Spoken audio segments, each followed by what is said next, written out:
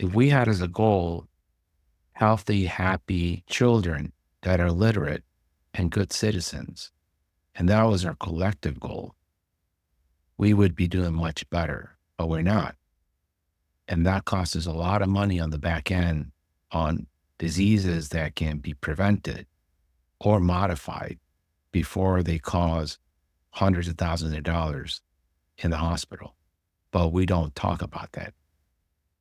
I think when you talk about this, I have a question for you, because if I'm a congressman, I'm going to say, you're a rich doctor. Don't you have a private jet and a couple of apartments in Miami and Santorini? All doctors, don't they? This is the same issue that I faced 25 years ago when I tried to sue all the insurance companies. Everyone was afraid of rocking the boat. Everyone was afraid of backlash from the insurance companies. Everyone was afraid that their incomes would suddenly become public knowledge. If in fact their incomes became public knowledge in primary care these days, people would be shocked when architects, engineers who have far less expenses in education are earning double what pediatricians and family practice and primary care doctors are earning. Something is seriously wrong. And there's no reason to be afraid of that information becoming public.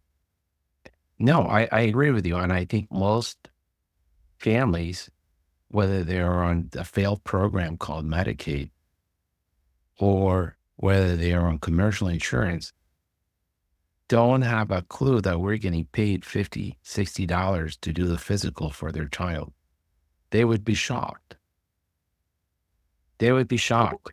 That's why it's important that we do some form of advertising and public information campaigns, which has always been shied away from. It has been one of the things that I have addressed numerous times to the Academy, is that they start putting stuff like this into newspapers like the Washington Post or the New York Times, a one-page ad, and showing that is your 5 cents out of every dollar you're spending on healthcare going to your pediatrician correct? Or should they be getting more?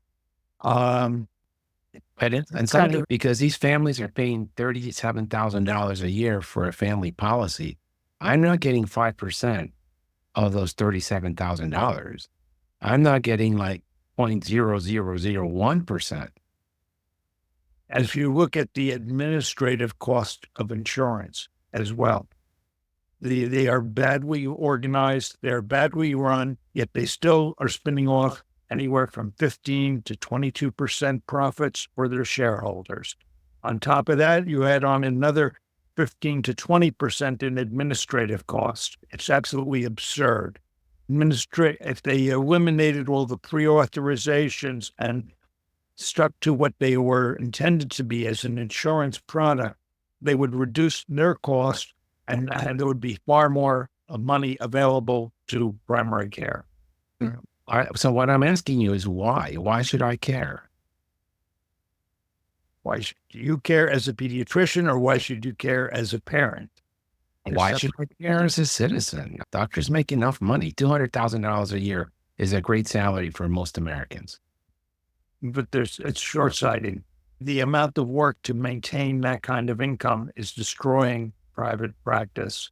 And not only private practice, but even the hospital-based practices and the private equity-based practices. They can't survive in the long term doing that. Their income is eroding steadily year by year. The cost to get to that point where you're even able to earn that has created such expenses. If you think about it, you're basically not in the workforce till the time you're 30. You've lost out on 10 years of life earnings to become a doctor.